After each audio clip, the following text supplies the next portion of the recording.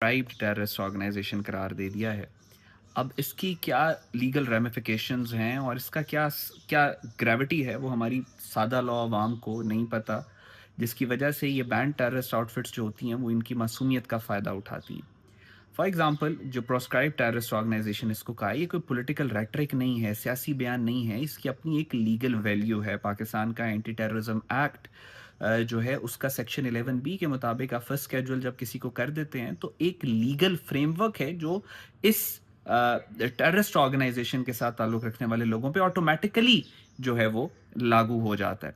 For example इनके जो passports हैं वो बैन कर दिए जाते हैं, ये ट्रैवल नहीं कर सकते। उसी तरह किसी बैंड टेररिस्ट आउटफिट का बंदा अगर पाकिस्तान का पासपोर्ट के ऊपर दुनिया में ट्रैवल कर रहा है तो इसका मतलब ये है कि पाकिस्तान दहशतगर्दों को बाहर भेज रहा है, तो वो तो पाकिस्तान कभी भी नहीं कर सकता। सो वो ऑटोमेटिकली इनके ऊपर ट्रैवल बैन हो जाता है।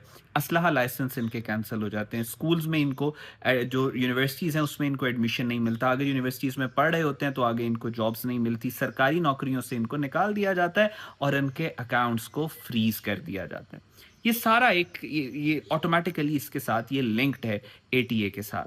अब यहाँ पे एक बहुत इंपॉर्टेंट पॉइंट है which I want you to understand कि जो एटीए है पाकिस्तान का एंटी टेररिज्म एक्ट जो है वो आइसोलेशन में नहीं बना कि पाकिस्तान ने बना लिया। पूरी दुनिया के अंदर एक ग्लोबल डिस्कोर्स है जिसमें टेररिज्म को एक ग्लोबल इशू के तौर पे ट्रीट किया जाता है और पूरी दुनिया के जो ममालिक हैं उनका आपस में एक mutual legal assistance framework MLA जिसको कहते हैं वो मौजूद है बहुत सारे ममालिक के दरमियान में। उसी की बेस के ऊपर जो एंटी टेररिज्म एक्ट्स हैं जो डिफरेंट ममालिक ने अपने अंदर बनाए हुए हैं वो एक दूसरे के साथ कोऑर्डिनेट करते हैं। फॉर एग्जांपल पाकिस्तान का जो एंटी टेररिज्म एक्ट है वो यूएस के जो पेट्रियट एक्ट है उसके साथ कोऑर्डिनेट करता है, उसके साथ इन लिंक है, उसके साथ कई लेवल के ऊपर इनकी आपस में कोऑपरेशन है। यूके का जो एंटी टेररिज्म एक्ट 2000 वाला है उसके साथ पाकिस्तान का जो काउंटर टेररिज्म या एंटी टेररिज्म एक्ट है उसके साथ कोऑर्डिनेशन और लीगल असिस्टेंस है।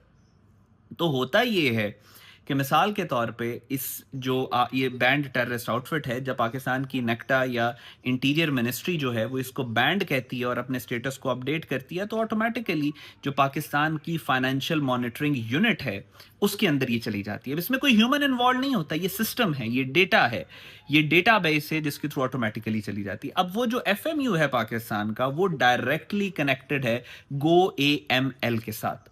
अब ये एक ऐसा सॉफ्टवेयर है जो यूएनओडीसी ने बनाया है क्राइम और ड्रग कंट्रोल के लिए।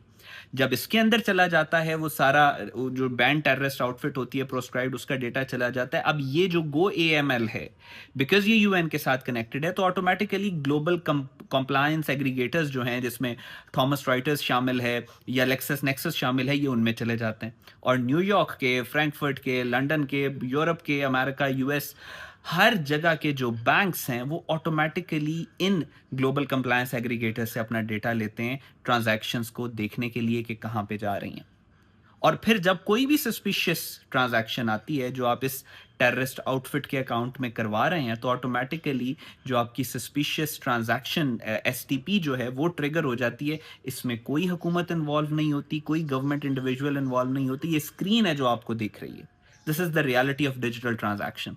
तो वो फिर आपको उस सस्पिशियस ट्रांजैक्शन के तहत बुला के फिर आपको इन्वेस्टिगेट किया जाता है कि आप इस ऑर्गेनाइजेशन को क्यों पैसे भेज रहे हैं। सो ये ऑटोमेटिकली ये सब कुछ ट्रिगर हो जाता है। इसमें किसी का कोई ह्यूमन इन्वॉल्व नहीं होता। ये वियना कन्वेंशन और ग्लोबल टेररिज्म के ऊपर जो काम हो रहा है ये उसके बैकग्राउंड वर्क है जो पता नहीं कब किस सन में किसने किया, कौन सी गवर्नमेंट थी, कौन सी हुकूमत थी, अब वो एक सिस्टम बन चुका है और now you have to be very sensitive about it. दूसरा मैं आपको एक छोटी सी और एग्जांपल देता हूं। सोशल मीडिया के का दौर है।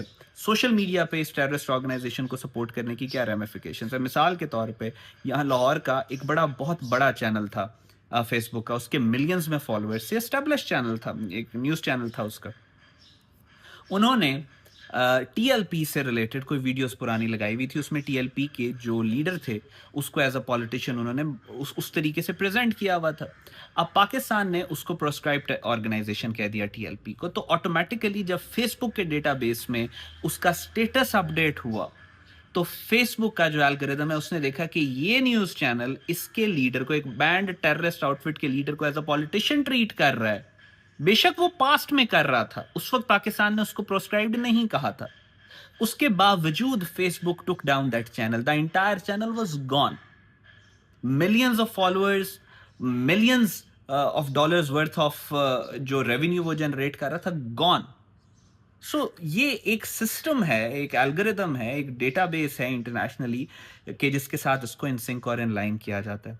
पाकिस्तान में देयर इज़ अ हिस्ट्री, जो टेरर ये ऑर्गेनाइजेशंस होती हैं जो सियासत के नाम पे लोगों के जज्बात का फ़ायदा उठाती हैं, वो फिर इनको इस्तेमाल करती हैं और इस्तेमाल करके फेंक देती हैं। इसी पाकिस्तान के अंदर एक वाक़या आप लोगों ने, आपको शायद याद हो कि इन्होंने कहा कि फ़लाँ जगह के ऊपर आग लगा दो, एक पॉलिटिकल पार्टी ने, इन लोगों ने लगा दी। और फिर उसी पॉलिटिकल पार्टी के लीडर का ये बयान मौजूद है कि मेरा उन आग लगाने वालों के साथ कोई लेना देना नहीं। इस्तेमाल करते हैं लोगों को, फिर उनको फेंक देते हैं। आप यकीन करें, ये जनाजे भी नहीं पढ़ने के लिए आते उन लोगों के जो इनके लिए मरे होते हैं। सो लिहाजा अपनी फैमिली को, अपने आप को, अपने फ्यूचर को, अपने करियर को सिक्योर करें। Be informed. ये कोई सियासतबाजी नहीं हुई यहाँ पे कि इसको प्रोस्क्राइब टेररिस्ट ऑर्गेनाइजेशन कह दिया।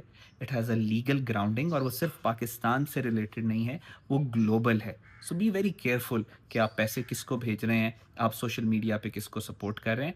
It can have a very drastic impact on your career, on your family and on your kids. Pakistan जिंदाबाद।